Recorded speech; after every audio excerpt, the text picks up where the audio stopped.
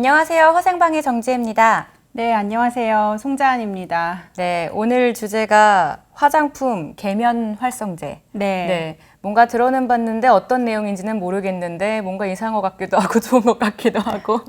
네. 근데 네. 계면활성제라고 하는 말이 많이 들어는 보셨을 맞아요. 텐데 사실은 오늘 주제가 그렇게 재밌거나 흥미롭거나 아니면은 그렇진 않지만 그래도 꼭 알아야 될 주제입니다. 네, 그렇습니다. 그래서 어떤 건지에 대해서 먼저 여쭤보려고 해요. 계면활성제 정확하게 무엇인가요? 아마 계면활성제라고 하면 좀 어려우실 텐데 물하고 기름 섞이지 않죠. 안 섞이죠. 네, 그렇죠.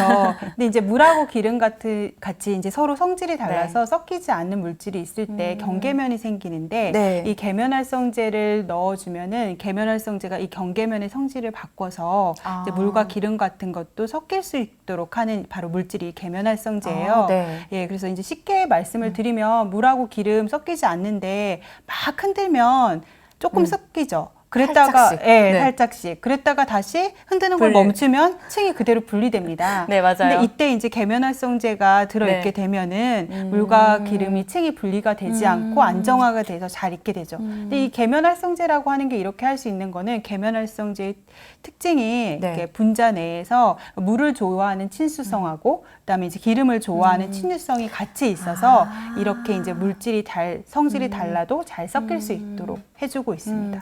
일반적으로는 이제 뭐 화장품만 쓰는 건 아니지만 이 계면활성제가 그러니까 화장품 같은 건 일단 물하고 이제 기름이 있으면 거기에서 안정화가 돼서 잘 분산이 되든지 뭐 가용화가 되든지 이렇게 이제 형태를 안정화시켜서 이제 제형이 안정화가 돼야 되는데 그럴 때 사용되는 게 계면활성제라고 할 수가 있습니다. 그러면은 일단은 화장품에는 사용이 되는 거고 그 외의 생활용품에서도 사용이 되나요? 네, 화장품에만 사용이 되는 건 아니고요. 이 계면활성제가 보통 기능이 물과 기름과 같은 거 아까 말씀드렸듯이 잘 섞이게 해주고 또 이제 난용성 물질도 잘 녹을 수 있게 해주고 세정력도 있는 이게 다양한 용도로 사용되기 때문에 화장품뿐만 아니라 뭐 의약품이라든지 세제라든지 그다음에 뭐 식품이라든지 다양한 방면에서 사용이 되고 있습니다. 그래서 우리 주변에서 가장 쉬운 예가 우유가 있을 것 같아요. 우유요? 네, 이제 우유 같은 것도 예를 들어보면 우유는 물도 있지만 거기에 이제 단백질도 있고 이렇게 이제 뭐 지방산 같은 것도 있고 다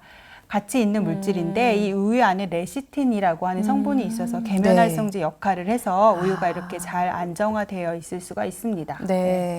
와, 그렇다면 식품에서도 일단은 활용이 된다라는 말씀이신데 저희는 화생방이니까 이 화장품에 조금 초점을 맞춰보면 이 화장품에서는 계면활성제가 왜 활용이 되고 또 어떻게 사용이 되는 걸까요? 그러니까 화장품에서 이제 계면활성제 역할을 보면 유화제나 뭐 가용화제, 세정제, 소포제, 분산제 등의 역할을 하고 있습니다. 계속 제가 굉장히 어려운 얘기를 했죠. 뭘까요?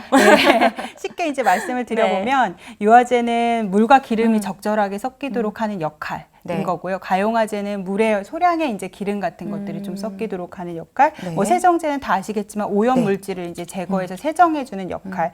뭐 분산제는 물 또는 기름 같은 이런 입자에서 입자가 미세한 입자가 고르게 분산될 수 있도록 하는 역할을 하는 게 바로 이렇게. 근데 이런 역할들을 계면활성제가 전반적으로 합니다. 그래서 예를 들어서 크렌징 크림을 예로 들어보면요.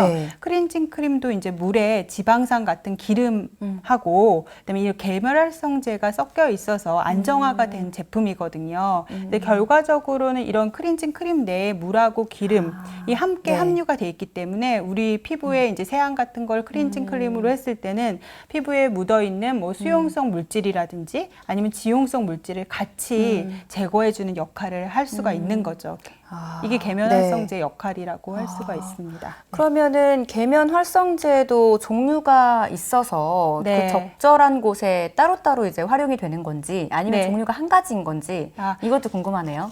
일반적으로 이제 계면활성제는 이러한 많은 성분들을 이제 지칭하는 이런 역할을 하는 거를 계면활성제라고 하고 있고요. 이제 아까 계면활성제는 일반적으로 기억하실지는 모르겠지만 조금 전에 물을 좋아하는 친수성 기와 그다음에 이제 기름을 좋아하는 친유성 기가 있다고 말씀드렸는데 네, 맞아요. 이 친수성의 특징에 따라 계면활성제도 여러 종류가 있습니다. 네. 그래서 음이온 계면활성제, 뭐 양이온 계면활성제, 양쪽성, 비이온성 계면활성제로 이렇게 다양하게 분류가 되고 있고요.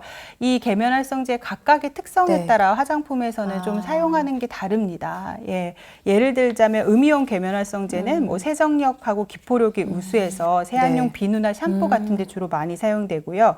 양이온 계면활성제 같은 경우는 뭐 세정력, 유화력, 뭐 가용화 능력은 다 있지만 또 하나 있는 게 모발에 흡착해서 좀 유연하게 하거나 방지하는 정전기를 방지하는 효과가 있기 때문에 주로 이러한 기능이 있어서 헤어 린스나 트리트먼트 같은 데 주로 많이 쓰이고 양쪽성 계면활성제라고 하는 거는 피부에 자극이 또 적고 여러 가지 세정력, 뭐 살균력, 뭐 기포력, 유연 효과, 정전기 방지 효과 이런 걸 가지고 있습니다. 그리고 이제 마지막으로는 비이온성 계면활성제 같은 경우는 계면활성제 중에 피부에 자극이 가장 작아서 주로 이제 아기들을 씻는 아기용 샴푸라든지 그런 곳에 이제 부드러운 클렌징이 필요할 때 주로 사용됩니다. 이렇게 이제 많이 말씀을 드렸는데 결국에는 화장품 연구소에서 그 제품의 특성에 맞춰서 계면활성제를 사용을 한다고 보시면 될 것 같아요. 네. 그러니까 한 네 가지 정도가 있는데 이런 화장품 특성에 맞게 개발을 할 때 당시 이제 적절하게 활용을 한다라는 말씀이신 거죠. 네. 그런데 요즘에는 천연 계면 활성제라는 게 있고 합성 계면 활성제라는 게 있어요. 이 두 가지가 다르기 때문에 명칭이 딱딱 분류가 된 것 같은데 어떠한 차이점이 있는 걸까요? 그러니까 주로 이제 인터넷상이나 이런 데서 불리우는 천연 계면활성제라고 하는 거는 이 계면활성제의 물질 성분 자체가 이제 천연에서 온 물질을 사용해서 이렇게 천연 계면활성제라고 하고 있습니다. 그래서 주로 이제 자연에서 얻어진 물질로 만든 뭐 달걀 노른자의 난황 레시틴이나 콩의 대두 레시틴, 식물의 사포닌 같은 이런 물질 자체가 이제 자연이나 동물이나 뭐 식물에서부터 온 물질로부터 왔다고 해서 천연 계면활성제라고 하고요. 이것과는 반대로 화학적으로 합성해서 계면활성제인 경우에는 합성 계면활성제라고 이렇게 이제 불리우고 있죠. 근데 사실은 뭐 합성 계면활성제가 뭐 세정력도 우수하고 하다 보니까 시중에 판매되는 제품은 이런 합성 계면활성제를 이제 사용한 제품들도 많이 볼 수가 있습니다. 네, 제가 이렇게 인터넷 쇼핑을 하다 보면 이 천연을 딱 붙여가지고 광고하는 것들을 굉장히 많이 보기는 했는데 실제로 천연 계면 활성제가 합성 계면 활성제보다는 더 안전한가?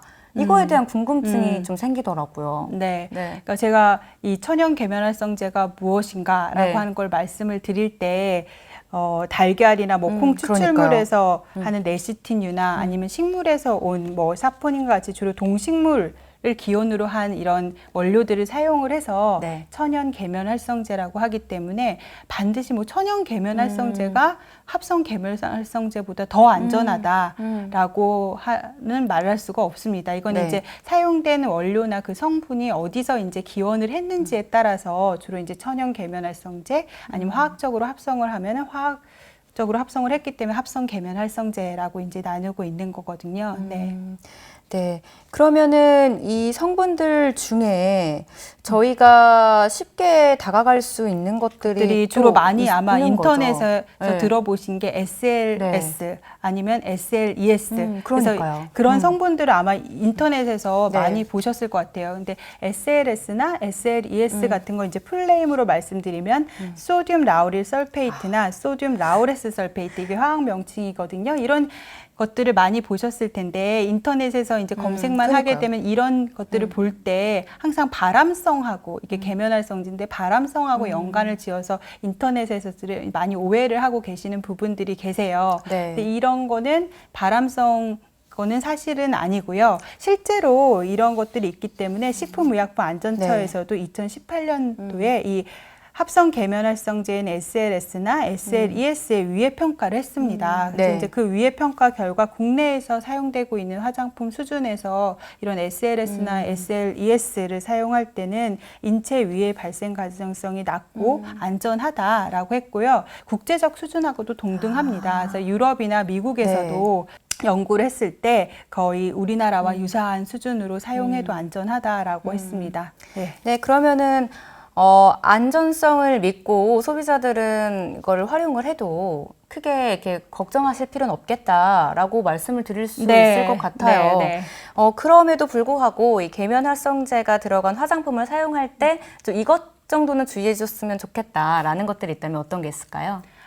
일단 이건 전체적인 화장품에 대한 말씀을 드릴 건데요. 제가 네. 늘 말씀을 드리지만 이게 항상 이제 안전한 화장품을 사용하더라도 자기의 피부 특성이나 그렇죠. 또 알러지가 계신 분들이 있으시잖아요. 네. 그러니까 그거는 자신의 피부에 맞는 제품을 사용하는 게 가장 중요하고요. 일단 화장품을 사용하시다가 어떤 조금이라도 이상이 있으시거나 네네. 트러블이 있을 때는 사용을 중단해 주시는 게 좋으실 것 같습니다. 그래서 자신의 피부와 화장 스타일에 맞는 세안제를 사용해서 적절하게 또 세안하는 것도 중요하고요. 네. 네, 맞습니다. 이 화장품을 이렇게 사용하다 보면 내 피부에 맞는지 안 맞는지를 본인이 좀 알게 되잖아요. 그쵸. 네, 네. 그거를 조금 덜 그 부작용을 줄일 수 있도록 자신에게 맞는 걸 찾아서 활용하는 게 가장 좋겠다. 라는 말씀을 드리고 계면활성제 때문에 그렇게 크게 걱정할 필요는 없겠다라는 말씀도 함께 드리면 되겠죠? 네. 네, 그러면은 저희도 다음 시간에도 또 좋은 소식으로 찾아뵙도록 하겠습니다. 네, 다음에 또 뵐게요. 안녕.